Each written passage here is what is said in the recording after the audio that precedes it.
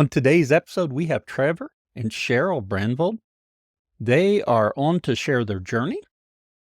We also discuss grass genetics, their upcoming bull sale, forage-developed bulls. And then we dive into calving for the first time at 2 years of age versus 3 years of age. And then we introduce a new segment after the famous four. So stay tuned. So we will get started with our Fast Five questions. First question, what's your name? I'm Trevor Branvold, and I'm Cheryl Brannvold. All right. And what's your farm's name? We go under the umbrella of GBT Angus.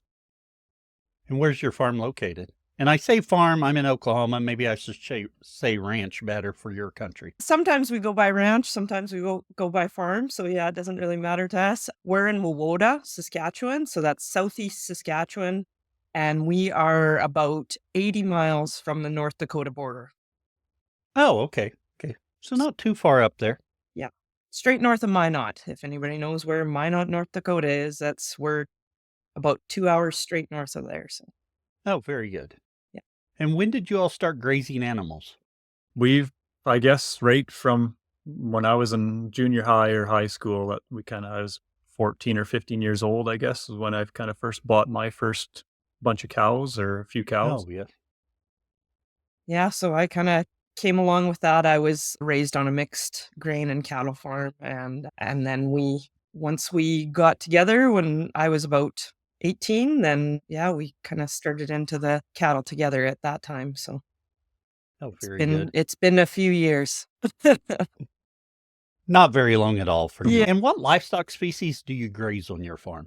So it's cow-calf operation, and our son he picked up some sheep. So I guess that would be considered a grazing enterprise, but yeah, it's pretty small scale and just enough to kind of keep him busy and give him something to do. Yeah, and then we've done custom grazers of yearlings before. So we have done the yearling thing in, groups of anywhere between 300 and 500 head, depending on their weight range. We kind of would bring those in as custom grazers, and then we background our own yearlings usually as well. Oh, very.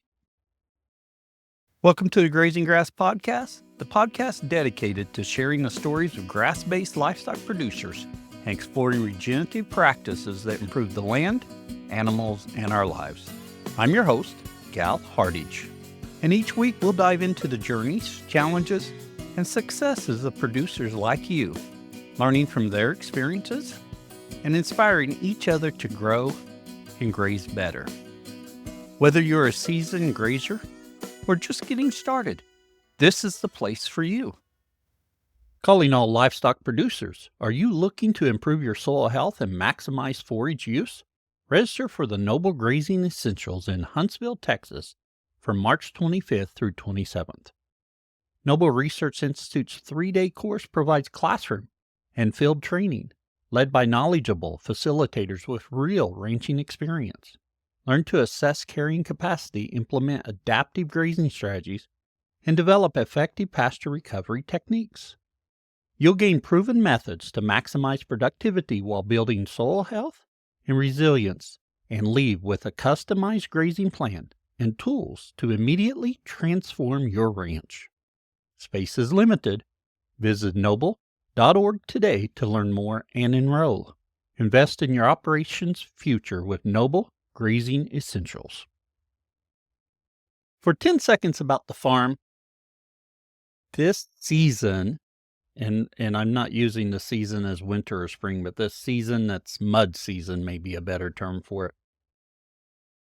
We're getting some nice rain today. The pastures are muddy. We still bell graze. We're having bells out there, but we don't we put a few bells per paddock, per pasture, and then move our cows through it. So they have a much bigger area. So they're plugging certain areas, but not everything. And by moving them like that, we try to decrease how much of that mud we get developed. If it gets really bad, I've got one small pasture that has a feeder in it and stuff that I can put them in there and, as a sacrifice paddock. Now, granted, if I'd stockpiled more forage last fall and my grass wasn't short right now, I'd be in much better shape. That did not happen. It'll be a goal for next year. But on the other hand, I am seeing a green tint out there on some of the pastures, so I'm pretty excited to see a little bit of green out there. I don't know if it's just me being hopeful as I look that way, or if it's really out there.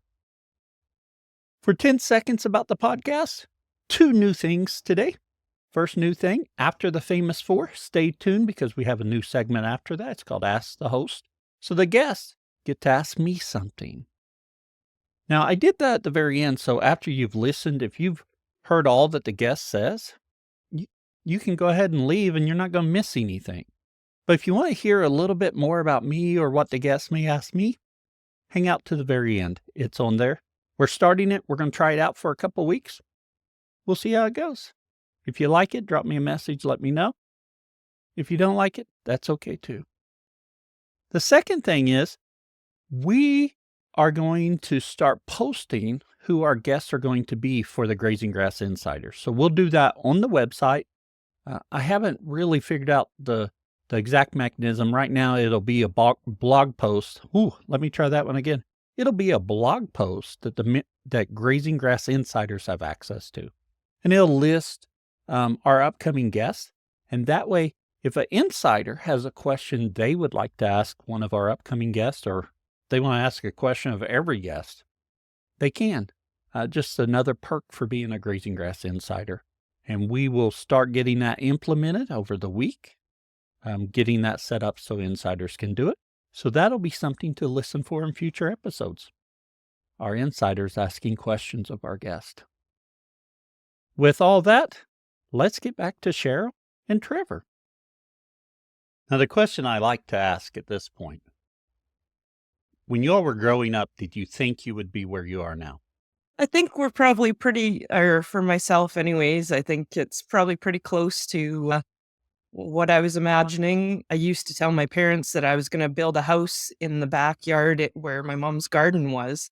I'm not quite that close, but we're about 10 miles from my parents' home farm and on some land that was in my family and that my dad had farmed at one point. It was part of his operation at one time. So yeah, I guess I'm probably relatively close to what I thought I was going to be doing. Oh, yes.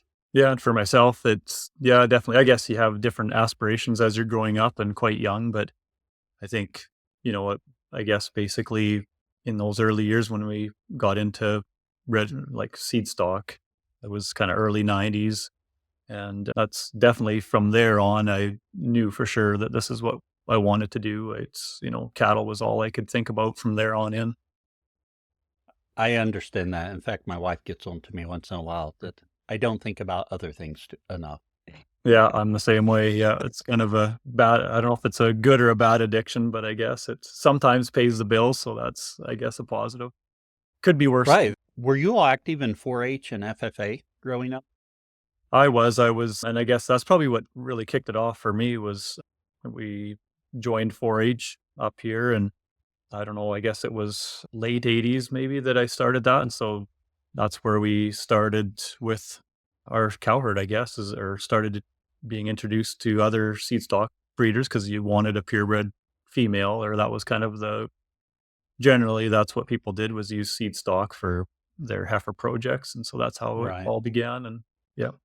Yeah, and I didn't really do much as far as that avenue. I was involved in a 4-H light horse club when I was younger in my, kind of elementary school days or early teens or that. And I never actually had anything to do with cattle, beef 4-H or anything like that.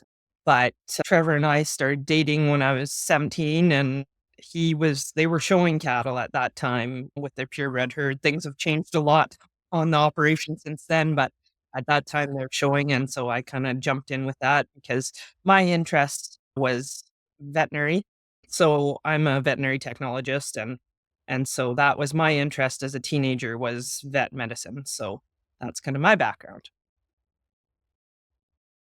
When did you all get your first cattle? I assume, Trevor, you got it with that 4-H program? Yeah, more so actually. There was a 1991 model cows that are bred heifers is where we kind of really made the start into actual production. Like it, the female that we used for 4-H, she was kind of almost, I guess it was a start, but more Oh, so yeah. it was a year or two after that where we actually kind of really decided that that's the avenue we wanted to take. Yeah, and in our family production, we all got to choose a bred heifer out of the herd when we were 12. So that was kind of when I got to be able to have some ownership in the herd. So that's kind of how I started into a little bit of the cattle side of things. Oh, yes. And has it always been Angus? It has. Well, for us, I guess our parents had and family had commercial cattle, so they were kind of a mixed cattle operation breed. Oh, yes. But ever since the early 90s, it's been straight Angus. Yeah. Why did you? Sorry, go ahead, Cheryl. No, I was just going to say my family had mixed breed, kind of more leaning towards continental breed, yes. sort of a Charolais Simmental cross herd. But yeah, I really liked the Angus cattle when I got together with Trevor and kind of took to them quite easily. So Why Angus of all the choices out there? Yeah, that's kind of an interesting question because I do remember when we were kind of venturing out and trying to decide what breed to go with. And I remember specifically we toured, I don't know if it was a herd or a couple herds of Tarantes. There's Oh, a few yes. herds up in this area, and for whatever reason, I don't know why we landed on Angus specifically. I would assume it was probably just a matter of maybe connecting with those breeders, or Oh, yeah. maybe they just fit, or just the right people come along that we bumped into, and I would assume that's kind of why the decision was made to go with Angus, was probably just the people. And yeah. yeah, I was just along for the ride on that part. It was already decided by that point. Yeah, I don't think there was anything, I don't know if it was a matter of knowing that it was Angus were known for calving ease and that, because there was a bit of popularity coming in Angus at that time, but they sure weren't as dominant in Canada anyways at that point. They were, we could still buy them for a pretty reasonable dollar. They weren't any inflated price compared to any other breeds. So Yeah, I would say around that time in this area, because we're from relatively the same area here, but it definitely was a bit more of there was a lot of continental cattle that was a main, cow herd bases a lot of times were continental cattle and Oh, yeah. people would just use Angus bulls for heifer bulls. That was kind of the Oh, yeah. that was, like Trevor said, maybe the calving ease thing, but yeah, so they were just starting to really kind of gain in popularity for a commercial herd more up in our area anyways. Yeah, when I think back to that time, I could still drive down the road and different people's herds look different. Mhm. I had a neighbor that was big into Simmentals, and he had spotted yellow and white cattle out there. And now you won't find too many yellow and white Simmentals here. Yeah. For But sure. then we used Angus bull for years on our hosting heifers. Then towards the end, before we sold out, we were always concerned, is it an old style Angus or a new style? But yeah. Yeah. Yeah, I remember once we decided on the Angus and then started touring around to try and populate our herd more with different genetics, or trying to learn genetics more in the Angus breed. It was kind of, we go south is where we went, was into Montana specifically, because it's fairly reasonably close to get to Montana Oh, yeah. here. And so, of course, that's all you see down there was just black herds after black herds. So it was kind of, when you decided that that was your avenue that you wanted to go was Angus, it was kind of neat to see that's all you could see in those big countries. On getting your initial cows, what was your thought pattern on picking out your cows or bred heifers at the time? Yeah, it was like anything. It was a learning process as we went along. We didn't go in and buy just from one herd. We bought from multiple herds that were kind of mostly local breeders at that time in the early years. And I don't know, first, I just keep thinking back. I was always interested in really moderate frame cattle. And in the early 90s, there were still pretty framey cattle up here. And it Oh, was yeah. just starting to go slide down in frame, or the less frame was getting promoted more, and people were kind of going that way. And so I guess, I don't know, it's kind of funny how I don't know why I preferred, there were still people that liked high performance and bigger frame cattle, and they just didn't appeal to me. And I don't know why, but as time went on, that we're quite thankful that that's the route we went, because it just seems like they've been more feasible, and especially in today's times. Oh, yes. I think it's interesting when we think back to those pivotal moments when we make decisions. And a lot of times looking back, we're not quite sure why we ended up going that direction, but Yeah. going that direction made all the difference. Yeah. Yeah. No, I think there's kind of a plan for you, whether you know it or not. Right. Right. Whether or not you listen, there's one. Yeah, that's right. Yeah. I think back to my career in education, and I didn't want to do technology very bad. I wanted to be in the classroom, except I kept ending up in technology, and I was thinking, and I viewed that as the Lord was rerouting my plan, because he's like, nope, that's not where you're supposed to be. You're supposed to be back over here. Yeah. You weren't taking the hints. I know. And I think back, and it cracks me up, and I actually see more of a path there now. But years ago, I was like, why? But Yeah. let's jump back to grazing, because technology is not really grazing too much. When were you introduced into more regenerative practices and rotating animals and managing your soil? So I always go back to the year that we went out on our own. We kind of went away from, we picked up our cows and we rented a place in the fall of 2002. And so that was kind of our venture out on our own and kind of thrown to the wolves. And, our parents definitely had our back and give us guidance and whenever we asked, but they stayed out of our way and allowed us to do what we wanted to do. So BSE happened the spring of 2003. So basically like 6 months after we went out on our own. And thankfully we weren't out on our own long enough to collect a bunch of debt. And so that probably saved our bacon. It was tough times, and definitely, but that was our stepping stone to regenerative, I guess. We didn't know at the time that, I don't think really regenerative, or I didn't know about regenerative term at that Right. time, but basically it was, okay, we got to find a way to make this work. We don't want to be, we did work off farm a little bit to kind of make ends meet for those first number of years, but we wanted to ranch, and we wanted to be solely ranching and look after, that was going to be our sole business, or that was our dream. And so we just knew that we got to cut costs and right away and run these things lean, and, did a lot of research, or as much as we could at that time. And we were lucky enough that we had a neighbor or someone we knew that wasn't too far away that was practicing, and he was actually he is a holistic management educator.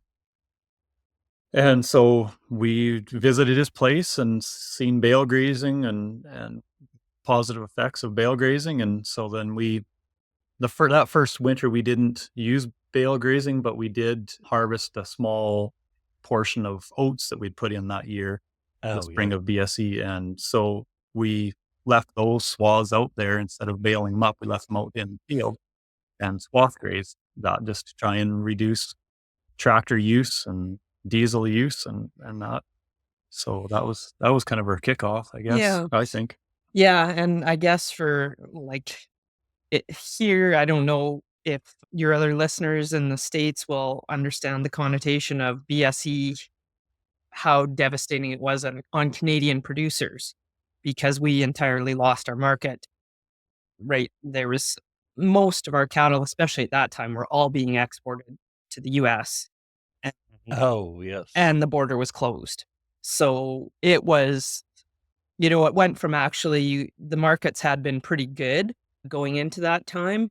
And then it really, really it was really devastating. So yeah, that was really what forced our hand and made us really have to change everything because we couldn't afford to do anything different.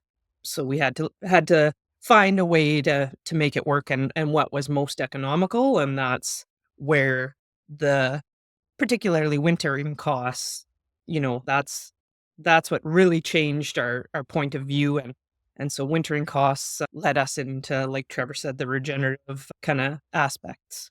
So we just built off of that. We just, we went from swath grazing that oat straw that winter to bale grazing probably the next year. And then, it just kind of snowballed to learning better grazing practices and rest and recovery and all that kind of business. So yeah, it was a step. It was painful at the time, but I think, like say it was a plan for us, that we didn't know and didn't realize at the time.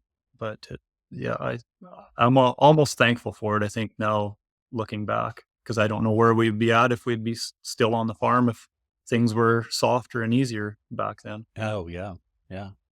Very good point. Yeah, I think it really like forced us to change and for the better. And then we did end up taking a holistic management course down the road a little bit, a Yeah. handful of years after that. But yeah, our neighbor Ralph Corcoran that Trevor was mentioning, he really helped us out and did a course for us and some other young people in the area, and that's kind of what got us then onto the grazing side of things more so. So we were already looking at the wintering aspects of different alternatives because that is, especially in our area, that's huge costs, right? Oh, So if yeah. you can adjust those costs, and so yeah, that led us into the grazing. Once we took the holistic management course, I think that's really what, when we started realizing more about rest periods. Before we were kind of rotationally grazing, but we didn't really understand what we're doing. If the Oh, ground yeah. was growing again, we're like, turn the cattle back on it. Yeah. Right. So what that reminds me of, well, first off, yeah, coming to from lowering those costs, and I would like to think that's probably where I came from it in a lot of ways too, except I was seeing a lot for rotational grazing for dairy cattle and New Zealand style, so I was trying to mimic some of that years and years ago. But for the beef cows, yeah, lowering those costs, extending that grazing season, trying to squeak a little bit more profit out of it.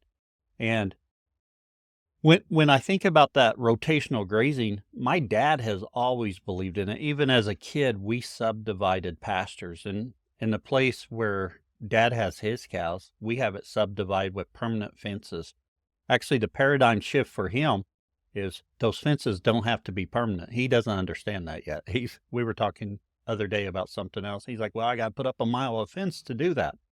We don't have to do it that way, but that's where he was. He was rotating cattle because he knew they needed rotated, but there wasn't anything, any time period or anything. It was just like, okay, we got him here so this other can grow. Well, it's growing, so let's go back there. Yeah, Yeah. exactly. But That's exactly But what it's we a were doing. start. Yeah. Yeah. Yeah, that's right.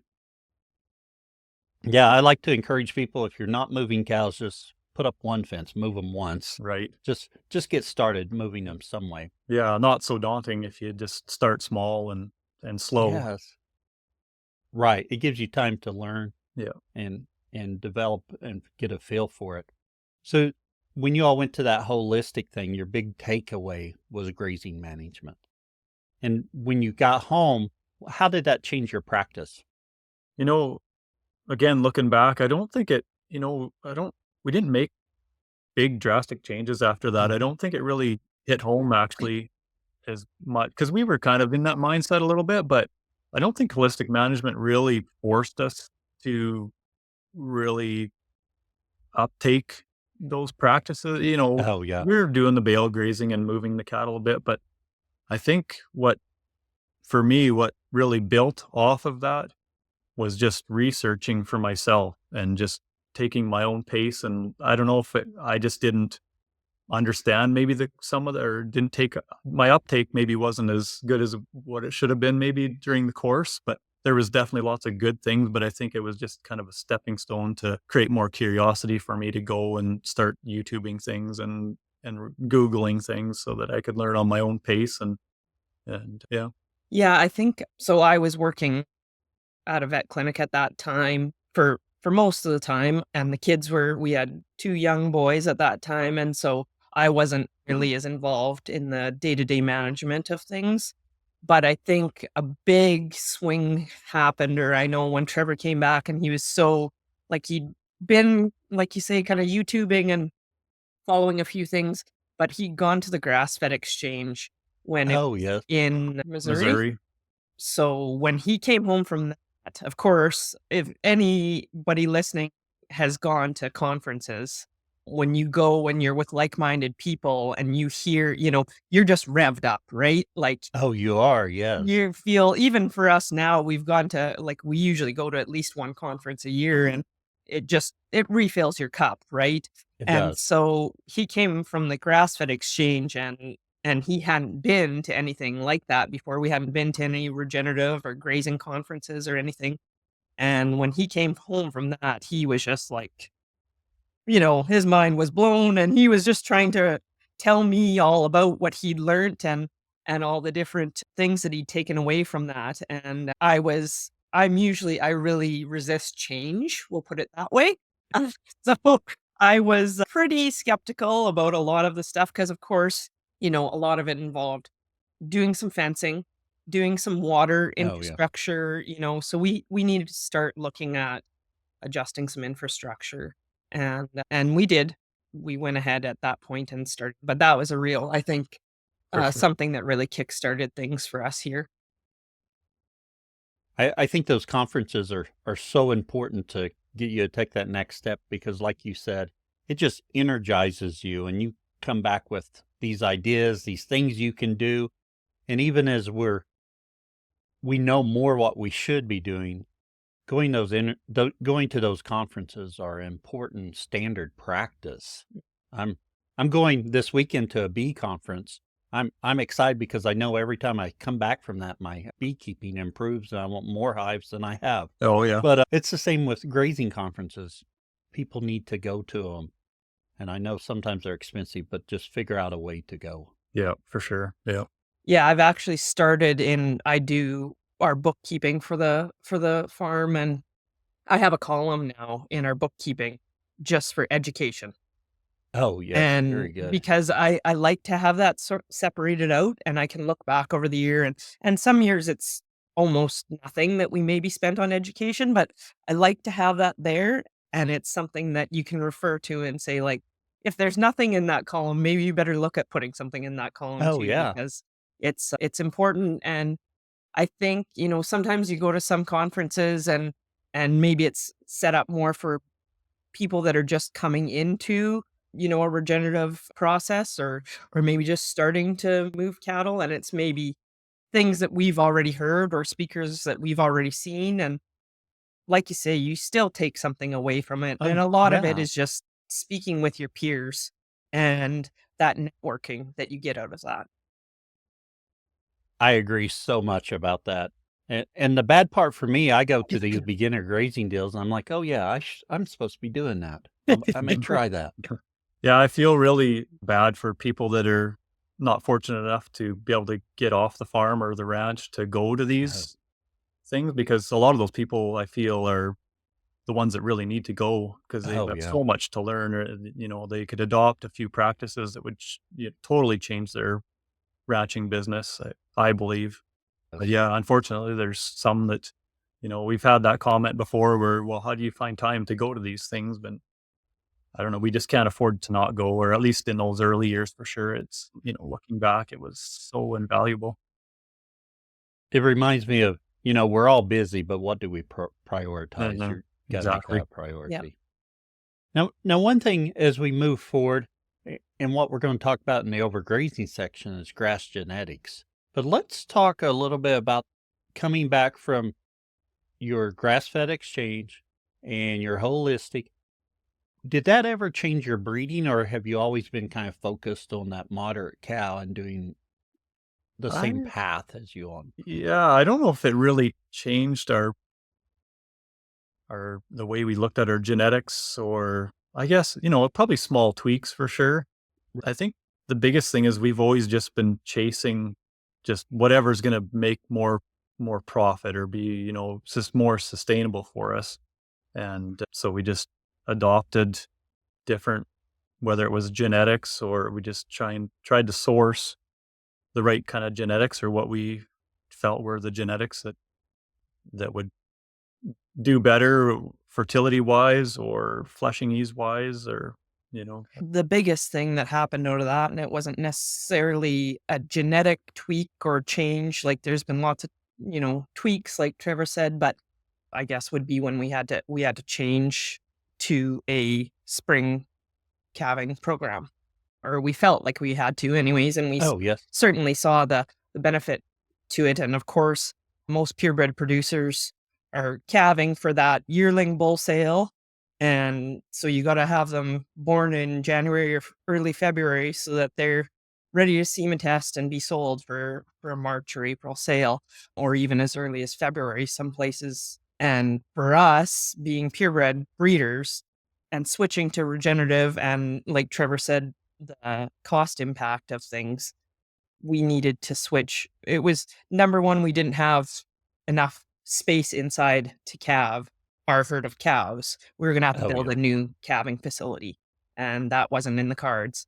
So between that and knowing that we needed to change to a more, you know, mimicking nature type of system, that we switched to May calving. We're May, June, basically May 15th to the end of June is what we calve now. So that's kind of, I guess, one major change that happened to our breeding.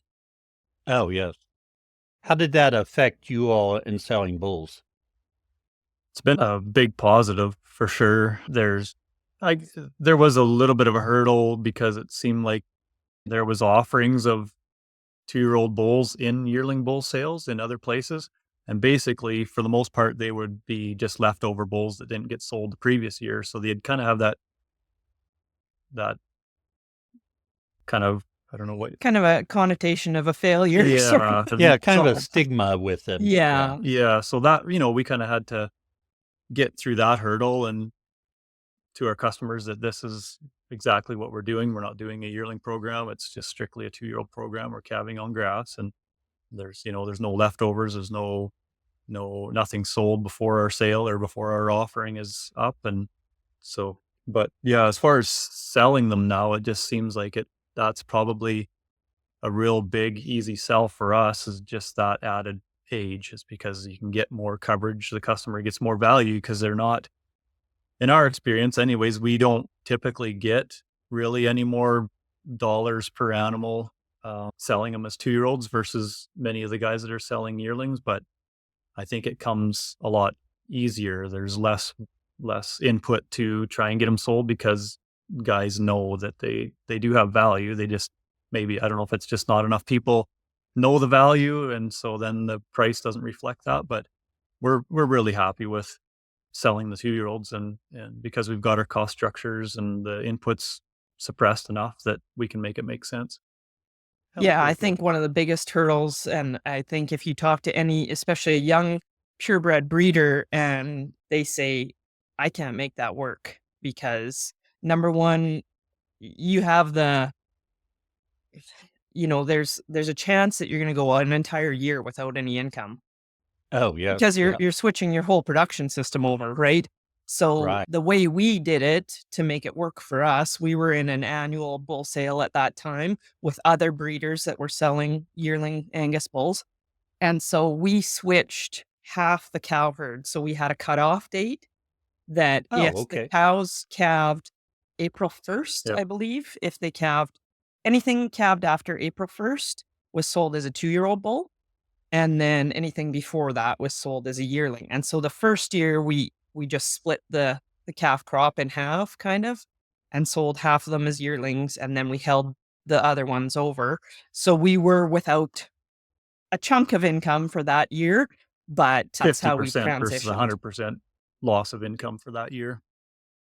Right. Yeah. You still had some income, and that's a big discussion whenever you think about moving a calving season, depending on how long. Like, so I calve in May with my cattle, and my dad calves in September, and we've talked about moving them to spring.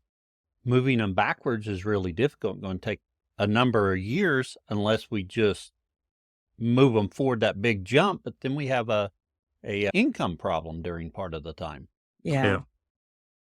Yeah, so that's how we made that work for our operation was we split it half ways and then slowly moved the cow herd to the time frame that we're at now where we felt like it was the optimum time for us to be calving here. And yeah, and like Trevor said, we just need to going from a yearling bull production to a 2-year-old. There is some people that produce 2-year-olds almost in the same manner as some guys produce a conventional yearling bull. And I'm not sure how, that's definitely a scary cost system Oh, and they yeah. got to get a lot more out of those bulls. But for our bulls, they're definitely green coming through as a yearling. They just have, growth support basically is sort of how we want them to develop. And then the same as once they're 2-year-old, then or once they're coming to that fall and that winter, it's same thing. You're just supporting their growth basically. On the switch to 2-year-olds and the way we were raising them, bringing them through pretty green and our customer acceptance to that. And overall, it was Oh, yeah. very, very good. But I remember there was a customer or two that you could tell they didn't say, but they, come and viewed the bulls and they didn't look like they did before. And they didn't look like, other breeders in the area's cattle as far as condition goes. And so I don't know that it just, I guess maybe just didn't fit their system or what they felt they wanted in their system. But overall, it's been a great change. And today it's been awesome. It's, people come to us now for those specific parameters that we kind of abide by or try to abide by.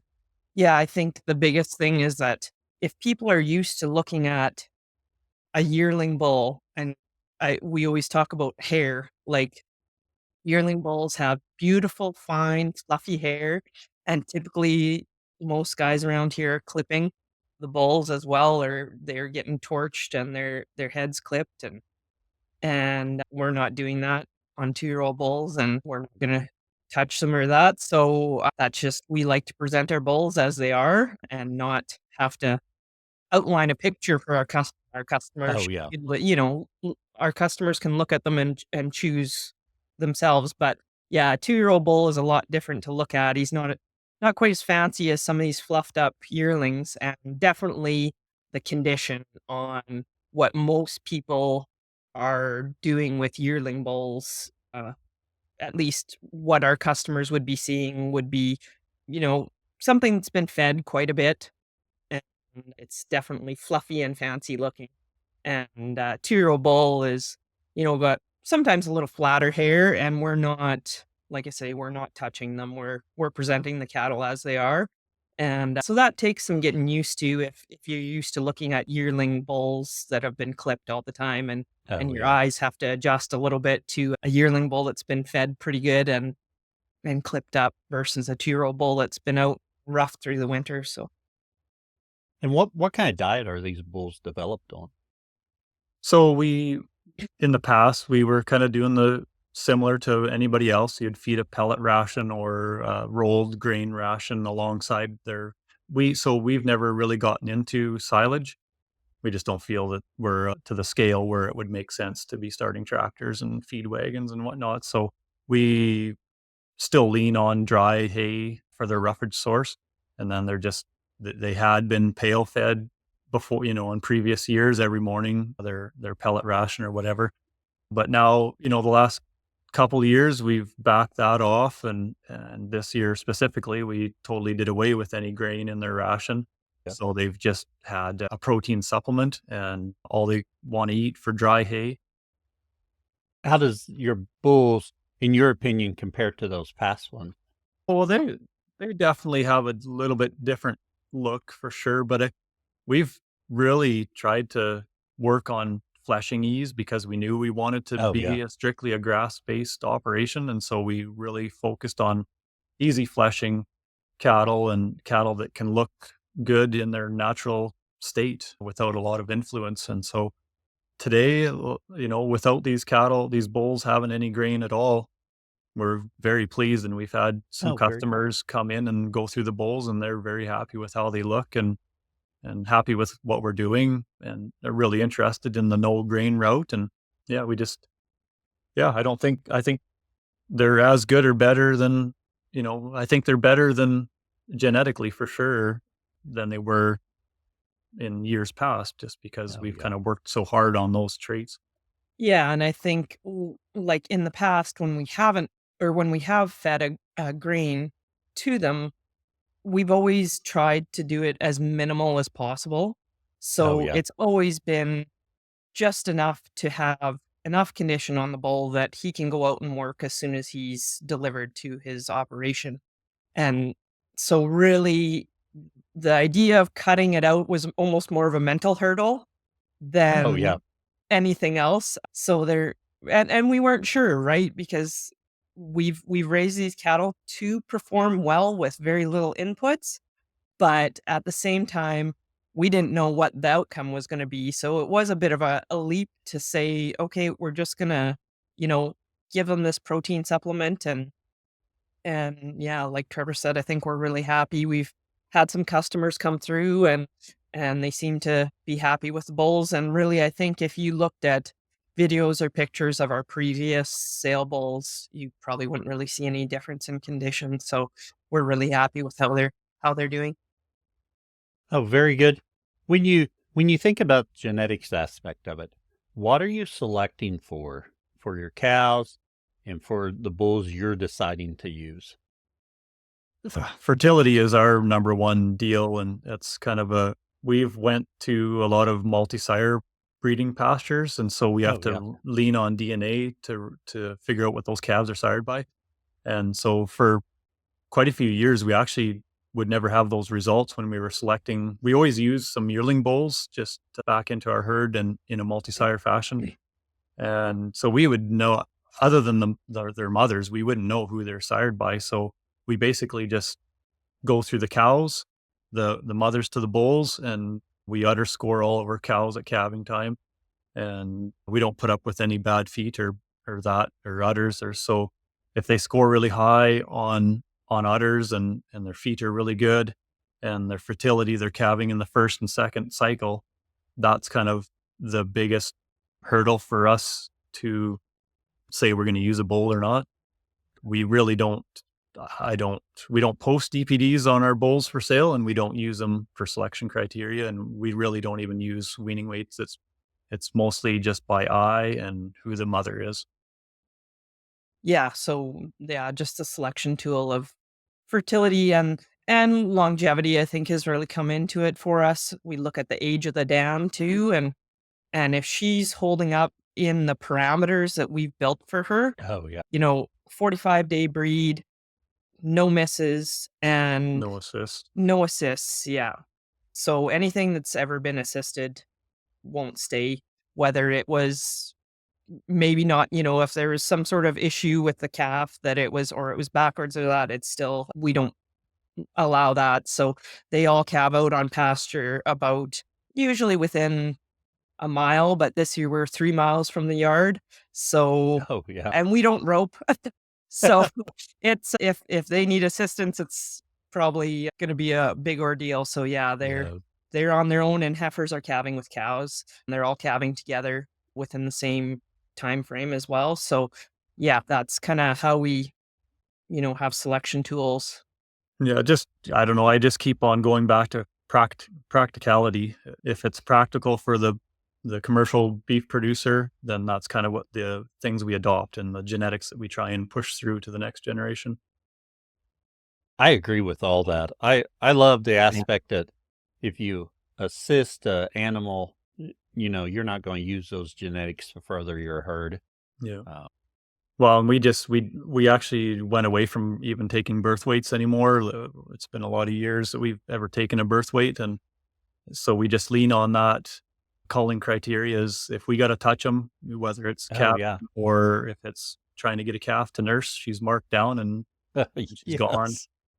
It just Oh, simplifies things, and I think that's where our calving ease comes from, and why we don't really need to be worried about. We run 9 years out of 10, we'll run our heifers, our yearling heifers with our cow herds. They're all bred the same to the same bulls. Oh, yeah. And then they're expected to calve, calving season, the heifers are run with the cows. And so they're expected to calve just like the cows are.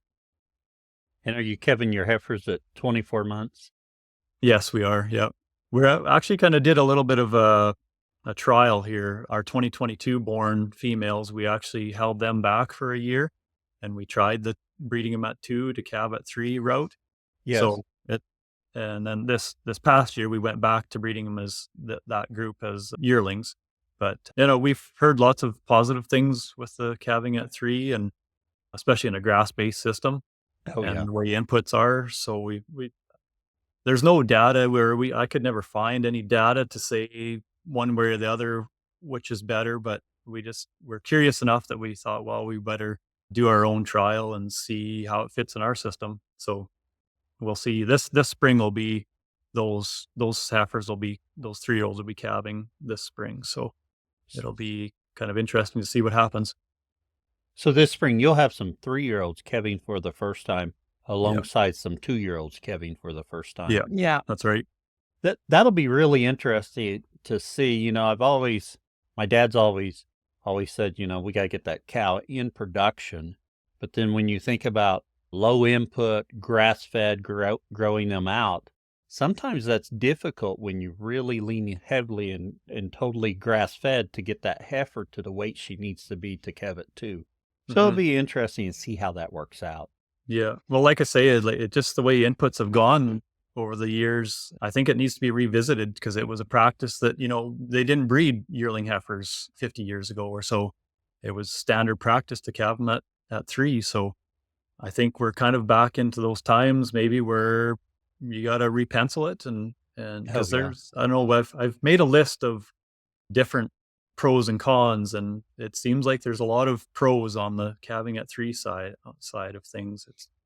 Well, and it's something that's so hard to calculate because if you take that heifer calving as having her calf at 2 years of age, how do you figure out what point if she falls out of the herd and doesn't breed back because she's managed the same way as the entire rest of the cow herd?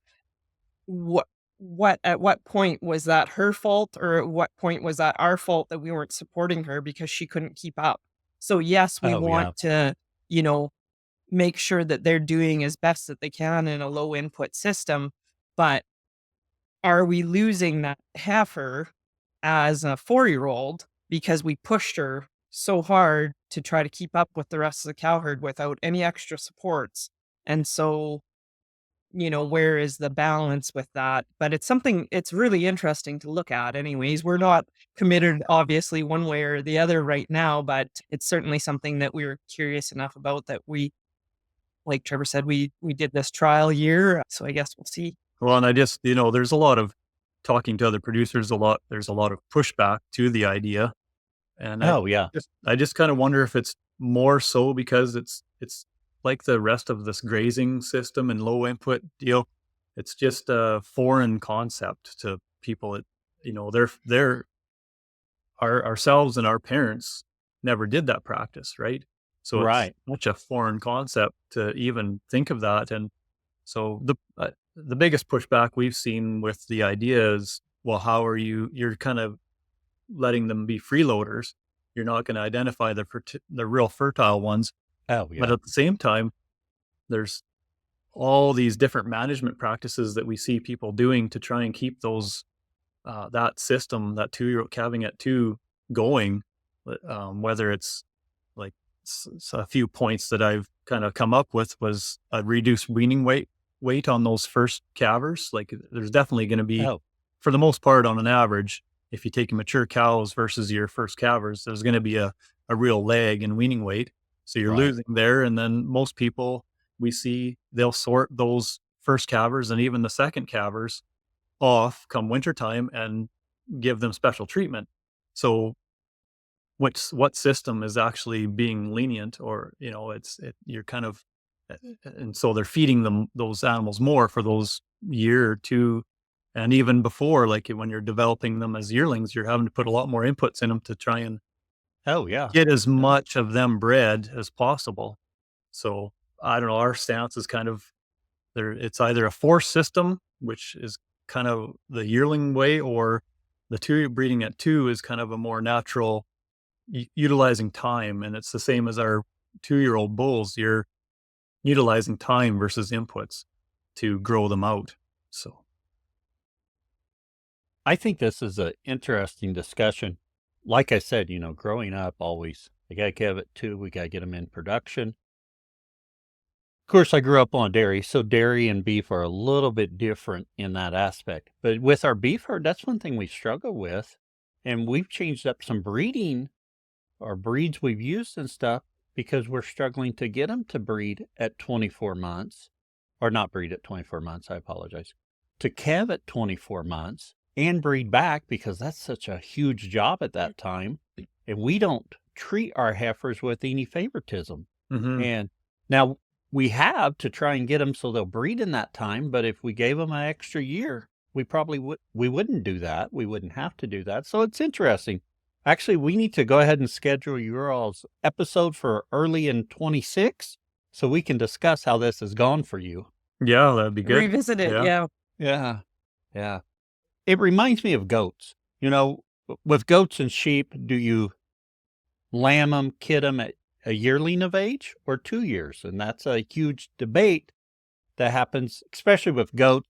I think lamb or sheep, it's not quite so much, but with goats, a lot of people hold them for 2 years.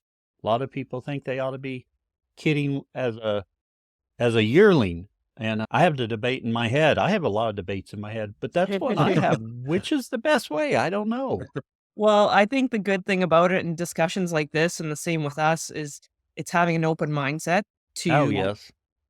to have that debate, even if it's just with yourself. But yeah, and I think like there's so many unmeasurable things. Like, how do you know if pushing that animal to calve as a 2-year-old and she ends up falling out earlier than she would have, you lose production out of her. She doesn't breed Oh, back yeah. as a 4-year-old, 3-year-old. You could kind of understand that that's probably what the issue was, but you don't know what you're losing on the end of longevity.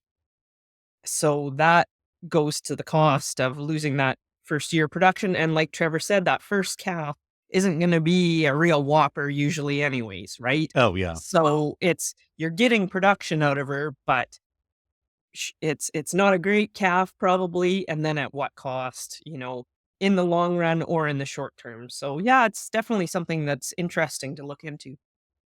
Yeah. What if calving them a year early causes you to lose 3 years on the back end? Right. Yeah. Yeah. Interesting. Well, and the financial thing for us that was really blatant in this scenario is when you're low input and you're trying to use all these practices that are making them graze longer and doing with less. And so those first calvers, when they calve as 2-year-olds, and if any of the ones that come in open, like our policy is to get rid of them. Like every cow Right. has to pay her way every year. So whether it's her Yes. calf or herself, that's the way it goes. So we were if you're losing 20 or 30% of those females because they can't breed back, is that financially viable? Because though they're at a reduced value because they're thinner and, they brought in a smaller calf because it was their first calf, most likely.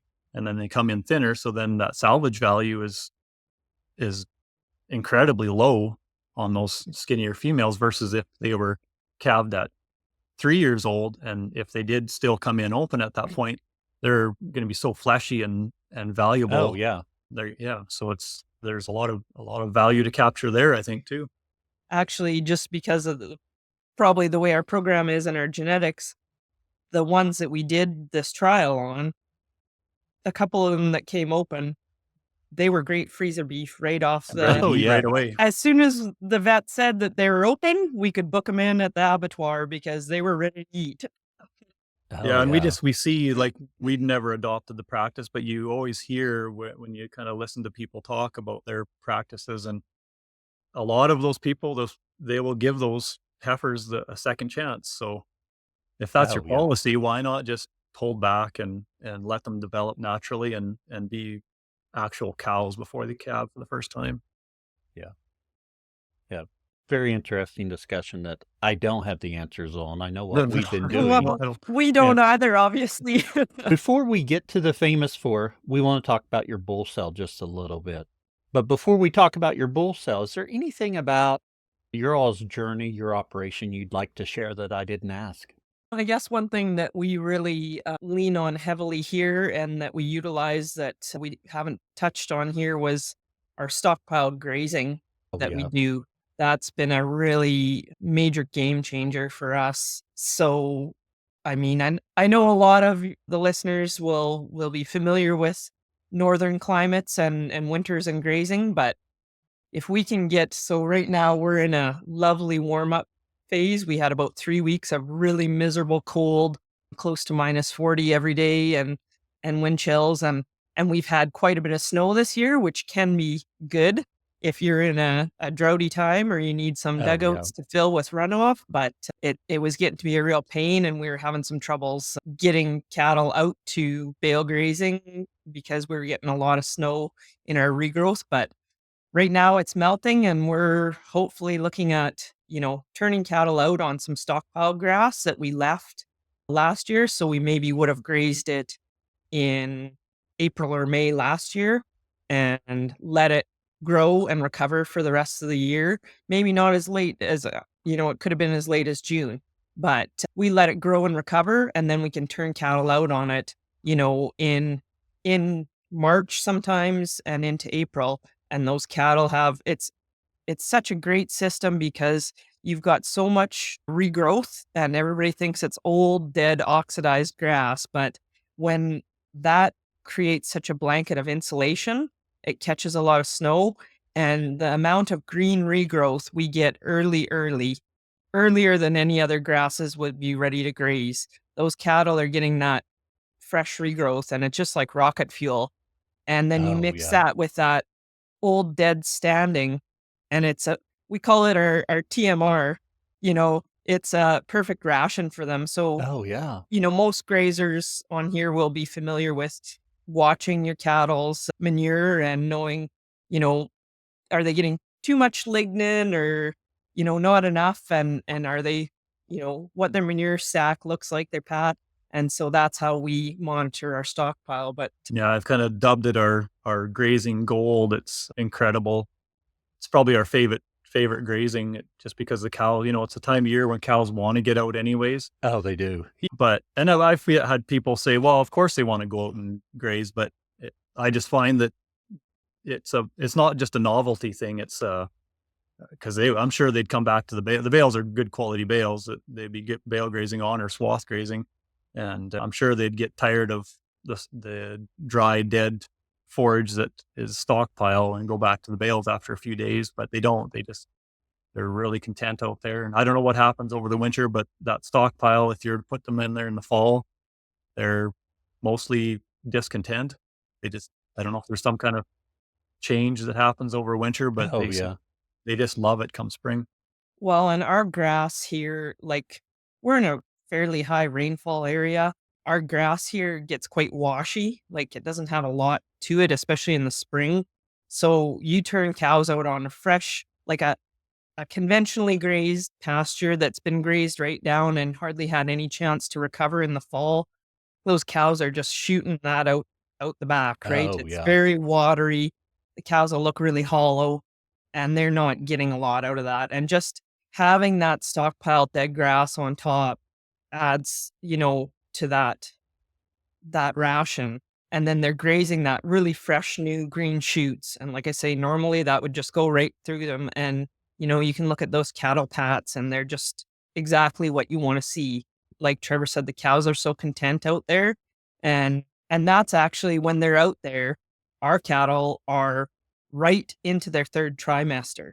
So they're actually at, their highest need for nutritional input and they're doing well and they start just going, you can see them start from that point on, they just start blooming. Yeah, well, there's been winters where we've been pretty tough on the cows, and they come through in a body condition less than ideal, and it's just I can't get over how well they do. You kick them out on that stockpile, Yeah.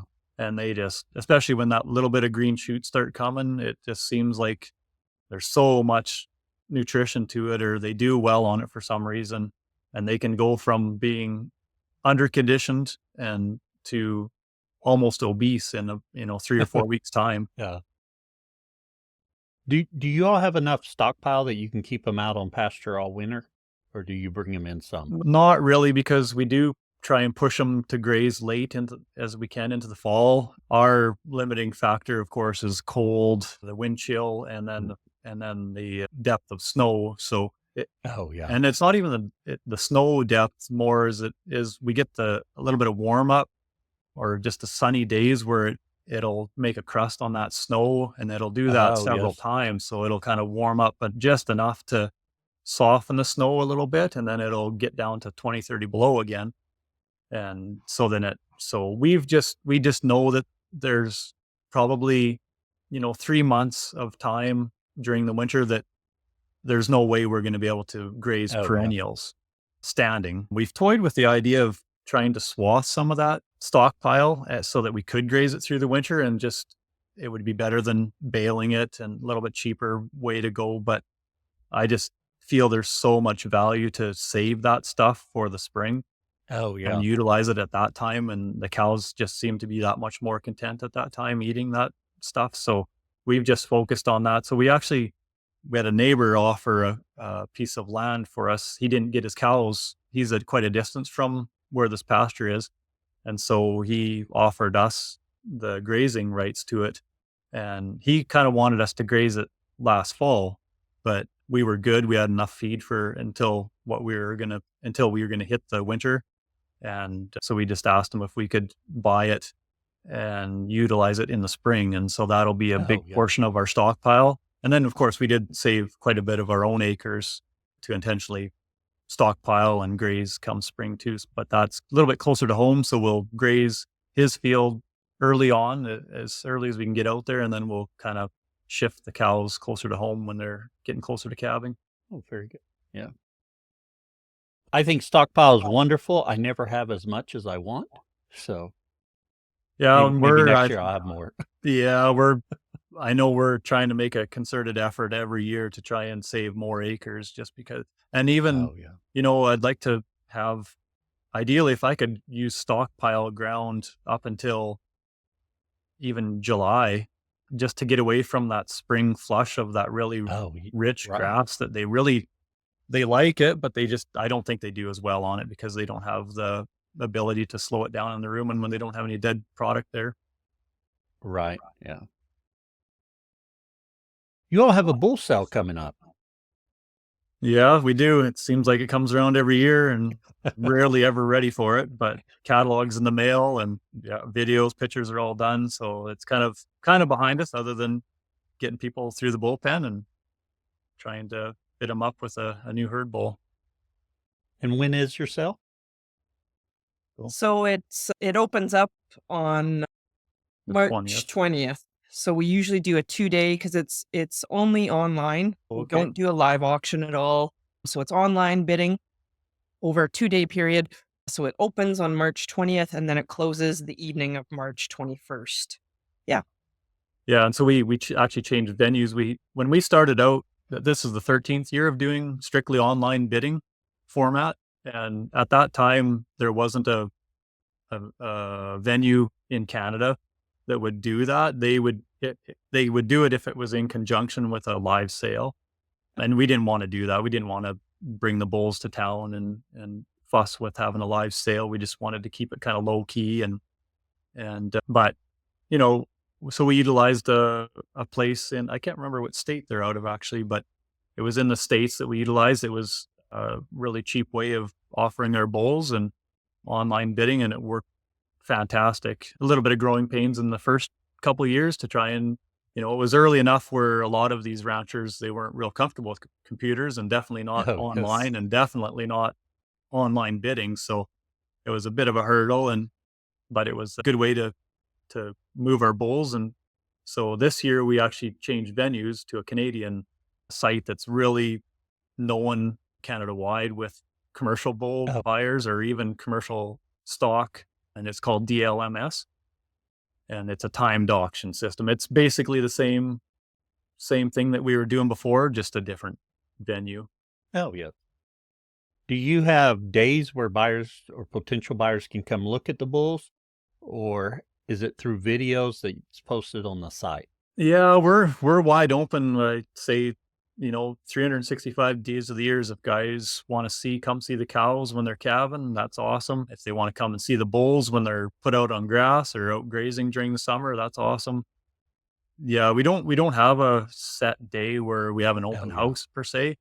Yeah, we just say just come whenever works for you guys, because I know everybody's busy, and so we just try and there's days where you have to kind of give up your plans that you had made, but that's kind of what that's our gravy for the year. So we kind of try and look after that and make it work for our customers best as possible.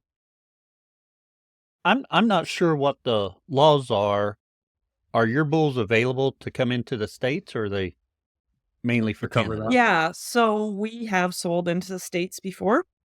It's pretty seamless to bring a bull in. We have to do some blood tests to get them across, but we sold some bulls into North Dakota last year, and so we kind of take care of that for the buyer. Okay. It's pretty painless. We've dealt with bringing bulls from the States lots in our own. I shouldn't say lots, but we've definitely brought bulls up from the States before. So we're pretty familiar with it. And we've sold into the States, different times, and Yeah. we're willing to do the background work on that.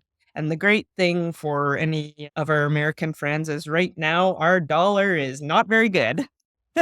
And so an American dollar is got a lot of buying power up here. So yeah, we like to make it pretty seamless for our American friends to come and buy. And like I say, right now, you guys have the upper hand on us by quite a bit. We're only at about 70 cent Oh, dollar yes. right now, Below, yeah. or even a little bit below that. Yeah, 69. So yeah, it's definitely gives some buying power to those south of the line. Oh, it does. Yeah. Which And is nice. Trevor, We've had some interest, especially this year, some new interest from down in the States and actually oh, quite yeah. south.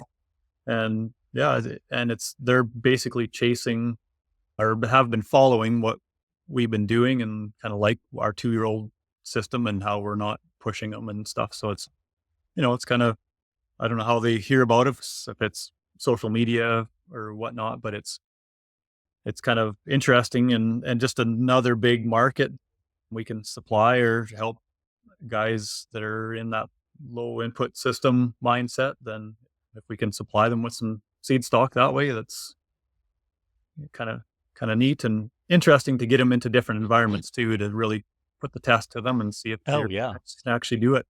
Yeah, and Yeah. I think the other thing that, kind of, I guess, brings us to some of people's minds is because we have bought genetics from the States before. So, we've used Sinclair Cattle Company and Y Angus and things like that in our breeding program, and just bought some cattle from Nebraska over the last 2 years, some cows from Nebraska, and brought them up here. So we kind of have some connections down in the States as well. Oh, very good. I think you mentioned earlier you'll have a sale catalog. If someone is interested in that, what would they need to do? Yeah, so we're on social media, so you can contact us through there or give us a call. But we do actually still print a catalog like we did when we had a live sale years ago. Oh, yes. And there's a fair bit of cost to it, but I think we just kind of consider it as part of our advertising. I guess it seems like people still like to get something in their hands, especially a wholesale catalog, so that they can flip back and forth a little easier, and it gives them something more to look at or make notes on when they're going through the bulls, and rather than just a piece of paper with a list of tattoos or Oh, whatever. yeah. So Yeah, and it kind of gives us it's a bit of an avenue to tell our story a little bit more too. And Right. so yeah, so we just actually this morning we've packaged up some catalogs for people that have contacted us through either text or messaging us and requesting catalogs. So yeah, we just drop them in the mail. We've got a pretty limited mailing list, so we don't mail out thousands of catalogs. We kind of just stick with the guys that have really expressed interest or bought in past years. Oh, yeah. And so then we just add to it a little bit at a time. If people actually reach out to us, we're not really looking to, we'd like to sell a lot of bulls and we'd like to have a lot of customer base, but we want to really be specific and allow, let people come to us if they're actually interested in what we're doing. Oh, yeah. And the nice thing is too, if we get too late that a sale catalog isn't going to make it physically into someone's hands, it is available, and all the bulls videos and pictures are all available online through our sale site, DLMS, or off of our own GBT Angus website as well. So, Oh, very good. And we'll make sure we have that link in our show notes for people if they want to access that. Trevor and Cheryl, it is time for our famous 4 questions. Same 4 questions we ask of all of our guests. And yes, you both have to answer. we're debating about whether we could get away with one. I love the discomfort and the fear in people's eyes when I say you both have to answer. I bet.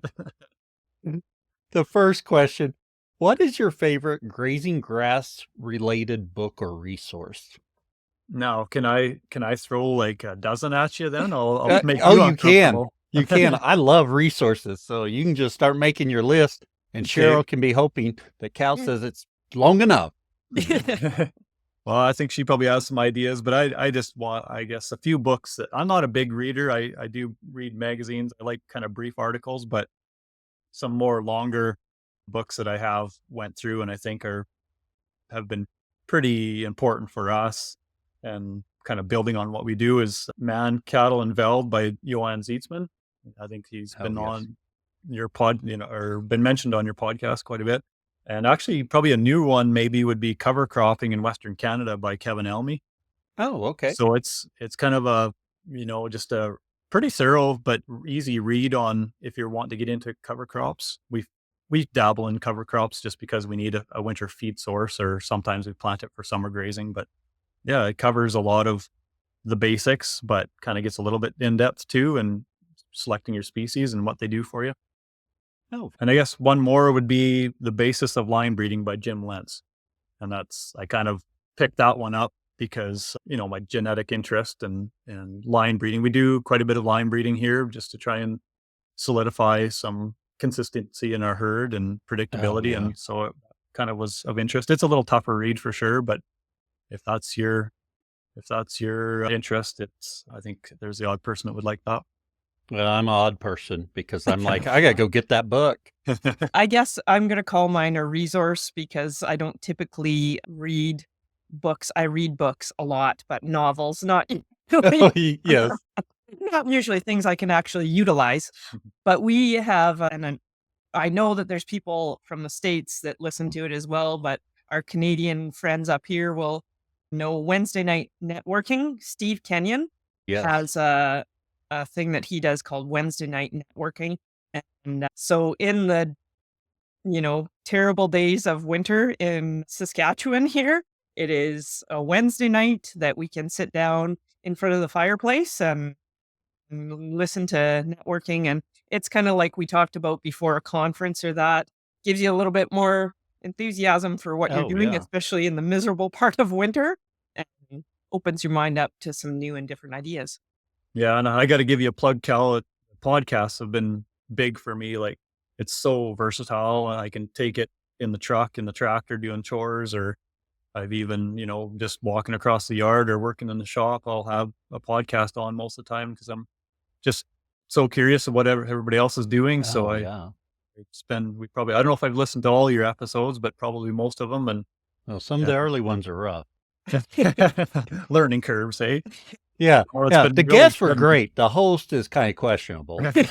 No, it's awesome. And I really encourage people to pick that up if they aren't a podcaster or listening to podcasts, because there's a lot of good information. And for myself too, like I say, I don't necessarily, most books on topics of grazing or cattle breeding I find too dry, but I really like listening to podcasts. So it's a great resource. Obviously, I love podcasts as well, and you all listed some great resources also. Our second question, what's your favorite tool for the farm? We're going to have to fight over this one. No, well, you can go ahead. I'll take my second choice. Oh, okay. Yeah, right. You go ahead on. Yeah, so probably like most of your guests, a quad four-wheeler is really, I don't know if we could do what we do if we didn't have it. I remember the early years when we couldn't afford a quad and we were using a pickup truck or walking. And so we actually have two quads, and we've got them outfitted with a toolbox on the back, and then on the front, I've devised a system where it holds the step-in posts and our yes. poly reels. And so we can actually string out poly wire. Our system is pretty simple. We just use one wire. So I'm able to actually not even get off the quad and put our posts in and string our reel and make our paddocks. So that's been a game changer for sure. Just making life a lot easier and making the grazing system work without a big headache. Yeah, I'm just on to, like we were discussing this earlier, and we both said immediately our quads. Oh, yes. We're both on them all day long, every day, going and checking pastures and moving cattle. And I think for people that find the idea of moving cattle and setting up new fences too daunting, you have to have it's pretty integral to have a good setup. If you've got step-in posts that are all tangled and jumbled together, and like Trevor's pretty good at fabricating things, so he's got racks on the front of the quad that hold all the step-in posts so that they're never getting tangled together, and we Oh, can yeah. hold up to, actually, if I use on the back hookups too, we could hold like 4 reels on the quad at any time, and our drills and everything else that we use are in the toolbox, or anything that we need to fix a fence is all in the toolbox. But because I need to have a different answer, our other secondary thing that is pretty useful, especially when we used to run a lot of custom yearlings, is we use a new dart gun. Oh, So yes. the treatment system for treating for foot rot or pink eye, our cow herd is usually pretty good. We do occasionally have, or have had in the past, where we get pink eye or foot rot. We have a lot of low-lying land here and sloughs and wet areas. And so foot rot can definitely be an issue. And pink eye seems to be a problem sometimes too, depending on the year. So yeah, new dart gun, making things easy to treat and keeping our custom grazers happy when they get their cattle back at the end of the year and they say, I can't believe you don't have any clubfoots or bad Oh, eyes left over in a group out of 500 head is good in our area of the world. So it makes a big yeah. difference. Excellent tools there. With your quad setup, I'm sure you've posted pictures. I know the listeners will want to see it. Yep. So, especially if you go to a grazing grass community on Facebook, you could post a picture in there so people Sure. can see Yeah, it. you bet. Yeah, appreciate it. Our third question, what would you tell someone just getting started? Yeah, it's kind of interesting because we're not the first people to be, I don't know, like low input or regenerative type system, but kind of one of them. And so we've had younger producers actually contact us quite regularly. They're dipping their toe, or they want to dip their toe into what we're doing. And so I guess just, try and find that community that you can bounce ideas off of. And, I think the biggest misconception in beef production, and probably lots of ruminant production, is you have to have equipment and barns and all kinds of fancy facilities, which is not true at all. If you kind of match your system with the environment and play by Mother Nature's rules, you basically need a piece of ground with grass and a little bit of electric fence and a water source, and away you go. It doesn't have to be as daunting or as expensive as what some people make it out to be, or what tradition or conventional thought wisdom makes it out to be. So I think, Yes. that those two things is just try and get in with a group of producers that are outside of the box thinking and trying things different and being open-minded and broaden your horizons. Yeah, obviously I agree with all of that. And just, I guess, to add to it is that it is good to have a social group that you can have peers, you can ask questions, and you don't feel so isolated that you're doing things differently than conventional producers. And you don't have to go to Coffee Row and hear what a raised weaning weight brags are, and and you know, think that you're missing out on something or that you're doing something that's not going to be successful. Try to find a group, but we're very lucky in today's day and age with social media and things like this, resources like podcasts and that you can bounce ideas off of other people and learn from them. And then I think start moving your cattle, like we'd mentioned before, Exactly. cross Yeah. fencing and that. And even for ourselves, we have some pieces of land that are solid bush, and we can't move the cattle as often as we would like to utilize that grass as to the best of our ability that we know Right. we could. But the more you move them, the better. To a certain Yeah. extent, right? You don't want to have to Right. be moving any more than four times, more than four times a day is probably going to be too much. But, certainly any more that you're moving is better for your grass. And I think people would be shocked at how fast you see the results of that. Yeah. Excellent advice there, both of you. That community aspect is so important. And then the other thing, just move your cows. Yeah, If all you can do is move them once this month, that's better. Yeah. If you exactly. can move them once this week, even better. If Yeah. you can move them once each day, wonderful. Yeah. Just whatever you can do, just do a little bit more. Yeah. And like you said, the results are very quick. You can see a difference. Yeah. And I'd kind of maybe add to that too is just, use good common sense and good livestock management practices and keep an eye on your cows. Like you Oh, got to look yeah. after them. Yeah. And that's, I think, some of the flaws with some of this low input system is there's been some guys that, they really dive in head first and take big bites of it, and it kind of can burn them because they don't fully understand the whole system and how to, it was, there's a lot to it, I guess. And so to understand from front to back and don't just say you're going to be tough on your cows and leave them out and, to fend for themselves. You still got to look after the factory and just tweak a little bit at a time, both your genetics and your management style. And I think there'll be a lot more success that way than just jumping whole hog in. Yeah, because I think people think that I could just take my herd of, you know, continental bred, I don't want to bang on any breeds or that, but Right. obviously you want to, you can't just take any herd of cows and put them full hog into, maybe a system like how we're managing our cow herd. It's been developed and tweaked to get to this point. But, start small and start. Just Yeah. start. Get started. Yeah. Lastly, where can others find out more about you? No, we're pretty, I don't know. I'm kind of pretty focused on Facebook, I guess, as far as social media, and I'm on Twitter as well. And so we try and post on there fairly regularly. And then of course, phone and email, we've got those options, and our website as well. So, and most of everything is, if you search GBT Angus, that's our Twitter handle and our Facebook handle and our website. Yep. So any of those, Trevor's pretty good at staying active on the social media end of things. I occasionally post on our farm Facebook page, lots on my own, but I'm not usually on it too much. But Trevor's pretty good on some of the other sites that there are on various discussion groups or that. And yeah, so it's G is in Jerry, B is in Betty, T is in Trevor, Angus. If people are wondering, those are the names that make up GBT.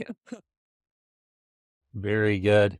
I really appreciate you all coming on today. But before we stop, we have a new segment we're going to try out and see how it goes. It's Ask the Host. So do you all have a question for me that I can answer? You have something brewed up yet? I was thinking about that. Like I say earlier, it kind of crossed my mind wondering what Cal Hardage does. But I guess in general, I've probably heard in the past a few tidbits of what you do in your system or where you're at. But I guess, where did you get started? I'm located in Northeast Oklahoma, dairy, and I grew up on dairy. And I discovered the Stockman grass farmer in, I want to say, the late 80s. It could have been the early 90s. I was in college in the early 90s, and I know we didn't discuss it. And I know when I came back home to the farm in 94, I was trying to do some of it. I don't recall. Part of me feels like I was discovered a grassman stock farmer in the late 80s, and I didn't get to try anything in there. Actually, I take it back. I am 100% sure I discovered it in the late 80s, because when I went to OSU for dairying, I'd ask people about seasonal dairying and trying to figure out this New Zealand style, and they all thought I was crazy. And then I came back home to the dairy, and so we started rotational grazing then, and I did a very terrible job at it. It was awful. And with dairy cows, it's really nice because you get immediate results. Right. Oh, I didn't give them enough grass today, and Dad's not happy. Bulk tank's not as full as it should be. Right. Some immediate feedback there. But then we had some problems. My electric fence, if I didn't give them a big enough area, and I'm trying to figure this out, they'd go through electric fence. Well, and so that really stymied my growth there. And then we sold out the dairy in 99. But after that, it led me to the point that I knew how to put an electric fence system in. You got to have it grounded good, and you can make that fence hold animals. If you don't ground it, they're not going to hold very good, and that's kind of what we dealt with. And we bought cheap energizers. The energizers, now Dad still screams a little bit when I tell him the price. But it's so much better than those cheap ones we were buying. It makes all the difference. For sure. Yeah, so that's really where I got started with the, coming into it, rotational grazing, trying to reduce cost. Okay. Yeah. And you said you taught as well? Yes, I taught in education for 23 years. I started, when we sold out the dairy in 99, I was like, what do I do now? We didn't have a big enough land base. We started running beef cows and we had chicken houses, but I needed a job. And I had a bachelor's in animal science, which does you a whole lot of good if you don't want to be a salesman. And I didn't want to be. And so my kids were going to school, so I went back to school and got an early childhood degree, which is crazy because I'm not short or small. I'm 6'4". I am the runt in my family, but I'm 6'4". And I taught, my first year teaching, I taught 4-year-olds. So the giant was with the little kids. And then I have an administrative degree, and I've taught from pre-K through 5th grade. I've taught computers to all those grades. I've been tech support for a district. I've been the tech director for a district. And then I left education at the start of 24 to try and make this farming podcast deal, make a run of it and see how it goes. And I don't know how good it's going, but we're surviving, and here I am, 15 months later, 14 months later. So right. Nice. And I'm enjoying it greatly. Great. That's good. Yeah, I'll be able to talk to people that you're interested in, to see their different systems and bounce ideas off of people. Oh, I love it. I like to tell people I started a podcast for very selfish reasons. So I can talk to everyone about grazing, and I just happen to record it and share it with the world. Yeah, Right. well, if you're taking the initiative to do this, that's pretty dedicated. So you're allowed to have some value out of it. It has improved my practice so much getting to talk to everyone. Right. And I hope Yeah. it has that effect on our listeners. Mhm. Well, Cheryl and Trevor, I appreciate the questions. I appreciate you all coming on and sharing today. Thank you. Yeah, well, thanks for having us, Cal, and reaching out to us. Sorry it took so long. I think it was maybe last year this time when you actually contacted us, but the way life goes, we got here anyways. So I guess that's the Right. long That's short the of it. important part. Yeah, but no, thanks for, like I say, I'm big at listening on podcasts and gathering information from podcasts. So I really appreciate what you guys do on your end and creating this venue for other producers, everybody else in our industry. Yep. Thanks very much, Cal. Thank you. Thank you for listening to this episode of the Grazing Grass Podcast, where we bring you stories and insights into grass-based livestock production. If you're new here, we've got something just for you. Our new listener resource guide is packed with everything you need to get started on your listening journey with the Grazing Grass Podcast. It gives you more information about the podcast, about myself, and next steps. You can grab your free copy at grazinggrass.com/guide. Don't miss out. And hey, do you have a grazing story to share? We're always looking for passionate producers to feature on the show.